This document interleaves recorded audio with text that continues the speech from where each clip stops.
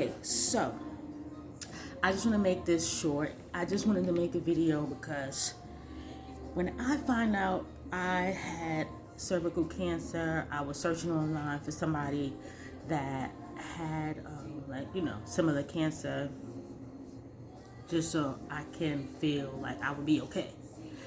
I found out I had cervical cancer in April 18th of 2002 this year. And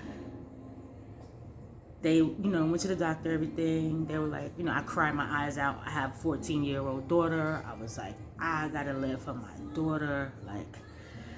And I went to the doctor. I Googled symptoms I was having, and I was like, this cervical cancer, like what? So I was like, hurried up, went to the doctor, because I missed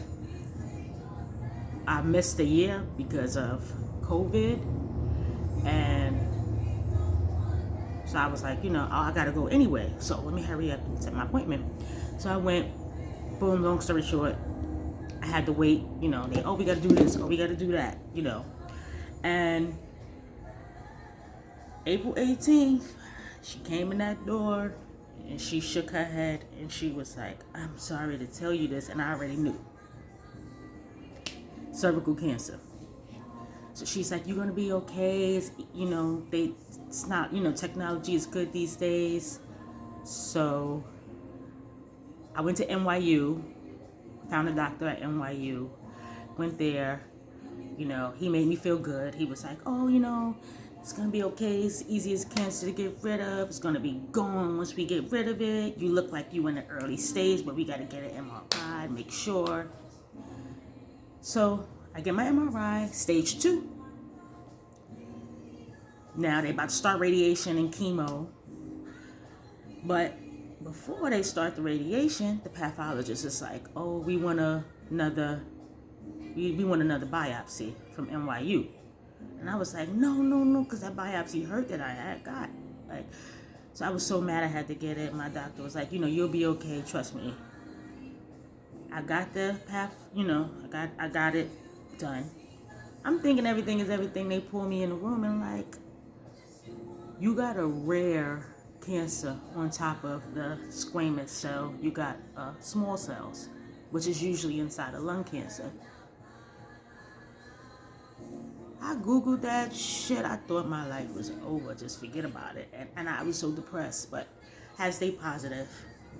They like, oh, now treatment is going to be a little different. You got to go about it different. We got to give you a more aggressive chemo. I'm like, shit. She's writing stuff down as my doctor's talking to me. And she circled hair loss. I almost lost my mind. Like, I lost all of my hair. Yes, this is a wig right here. And I don't have no eyebrows. These are fake eyebrows too. They're tattooed. I found these on Amazon. They look real. I like it. So I lost all my hair. I lost all my eyebrows. Everywhere. Like no underarms. No kitty cat hair. So I go do the treatment. Worst shit I ever experienced in my life. Pain. The taste, I couldn't really eat anything, but I tried. Vomiting all the time. After the treatment, my daughter, after I told her, she was like, I was like, I'm not dying. But this was before I found out I had the small cells. I really thought I was going to be okay. But I am okay now. So, I just didn't feel too confident after I found out I had the other one. But my daughter was very positive. She was like, Mom, technology is good these days. You're going to be okay. Your body is good. You're in good health. And I was just sitting here like, wow, this is my 14-year-old talking like this. But, 26 rounds of chemo, 2 internal radiation treatment. I mean, not 26 rounds of chemo, 26 rounds of radiation on top of 2 internal radiation treatments, which I had to stay in the hospital overnight. And then they did another one. My body had to rest, and I had to do it another week. A week later, another one. That was crazy. They put some shit up in me. I'm not even gonna get into that unless somebody else want to know that. Chemo, I took a lot of chemo treatments, and 3 times a week when I had to do the aggressive. Doing it both at the same time was very, very, very hard. I sometimes felt like I wasn't gonna make it, but you know, I had to stay strong. For my child, like I'm a single parent, so I had to do it. So, if anybody out there is nervous, I just want to reassure you, you know, don't, you know, rare. They say rare. I'm in remission right now. I rung the bell September of this year. Thank God. But hopefully it never comes back. Take care of my body. I've been taking care of my body. I haven't eaten fast food in 13 years. Well, some. But you will be okay. It is a journey.